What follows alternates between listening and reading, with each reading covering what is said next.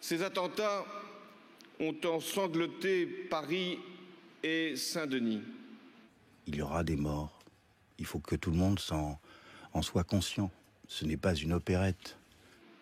Mais ils concernent tous les Français, où qu'ils vivent sur le territoire. Nous titrons cette semaine en une de Politis sur un mot, un seul, mais qui à nos yeux est essentiel aujourd'hui, résister. Résister. Et dans mon éditorial, j'explique ce que veut dire ce mot à nos yeux et en ces circonstances, car il veut dire beaucoup de choses, beaucoup de choses. Il veut dire, bien entendu, résister à Daesh, résister aux terroristes. Et de ce point de vue, on a vu que les jeunes, les gens de ce quartier, du 11e arrondissement en particulier, c'est aussi le quartier de Politis, c'est là que nous sommes, et ce sont les cafés que nous fréquentons qui ont été atteints par cette mitraille barbare.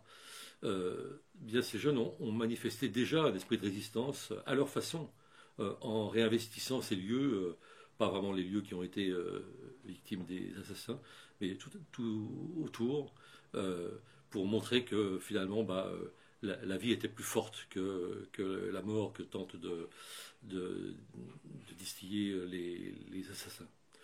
Mais la résistance, c'est aussi, bien entendu, des choses plus compliquées qui renvoient à la politique de la France au Moyen-Orient et aussi à la question sociale, parce que si en effet les morts ont été des victimes du hasard ou du destin, selon ce que nos propres croyances, en tout cas le fait que la France soit ciblée, ça c'est pas un hasard, c'est évidemment l'engagement de la France en Syrie qui est en lien direct avec le choix des terroristes.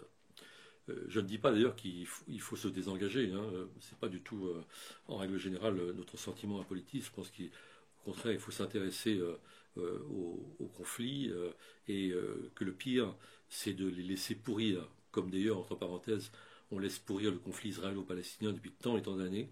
On a eu l'OLP, on a le Hamas, un jour il y aura Daesh, et il y a toujours pire quand on ne veut pas régler les conflits, qu'on laisse les injustices perdurer. Mais pour en revenir à la Syrie, ce qui est certain, c'est que il y a un vrai débat et probablement un vrai contresens. On va cibler Daesh, et pourquoi pas, par les bombardements. Je ne suis pas sûr que ces bombardements soient productifs, je ne suis pas sûr même qu'ils ne mobilisent pas finalement la population et qu'ils ne permettent pas à Daesh de recruter de nouveaux djihadistes. Mais ce dont je suis sûr, c'est que le vrai problème, et il ne faudrait pas l'oublier, il est plus à Damas qu'à Raqqa, la ville qui est le fief de Daesh. Et qu'il n'y aura pas de solution, il n'y aura pas de disparition de Daesh tant qu'il n'y aura pas une solution politique en Syrie et évidemment le départ de Bachar el-Assad. Et ça, je crois que il faut le répéter. Et le drame dans cette affaire, il y en a beaucoup de drames, mais l'un des drames politiques et diplomatiques serait qu'à vouloir affronter directement Daesh, on oublie que Daesh est, avant d'être une cause de mort, une cause de désastre, est une conséquence de la double crise irakienne et syrienne. Et qu'il faut d'abord donc une solution politique en profondeur. Et puis, il ne faut pas oublier non plus que ces djihadistes qui ont commis ces massacres et ces actes absolument barbares, eh bien, s'ils ont été inspirés par des commanditaires syriens, s'ils sont basés en Belgique, ils sont français. Ce sont les enfants de notre société aussi. Il ne faut pas l'oublier. Et il faut s'interroger donc non seulement sur notre politique étrangère, mais également sur qu'est-ce qui fait que dans notre société, il puisse y avoir des personnages comme ça, c'est-à-dire dont on voit bien l'itinéraire, qui sont des paumés, des petits délinquants, des gens qui sont marginalisés par notre société. Et il faut s'interroger sur les causes profondes, parce que c'est aussi la manifestation d'un malaise de notre société. Et ces personnages, évidemment, il faut essayer de comprendre leur itinéraire.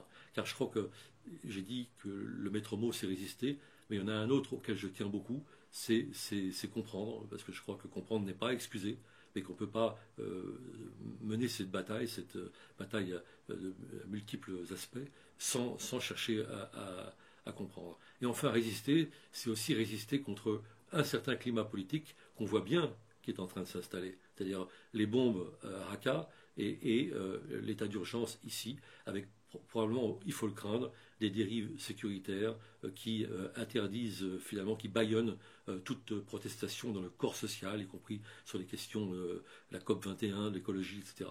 Et donc je suis très très attentif et inquiet quand j'entends ce discours martial qui a été celui de François Hollande, et quand je vois qu'on dérive sur des positions qui sont celles de la droite et même de l'extrême droite, au point de ne pas exclure de créer des centres de rétention pour des gens qui n'ont pas été condamnés. Et je trouve un peu désastreux d'ailleurs que beaucoup de nos confrères aient fait l'éloge de cette belle manœuvre qui consistait finalement à piéger la droite en lui prenant son programme. D'accord, peut-être que c'est bien joué d'un point de vue politicien, mais du point de vue de la société, c'est un nouveau déplacement vers la droite du centre de gravité, disons, du paysage politique. Et ça, c'est, je crois, vraiment très, très inquiétant.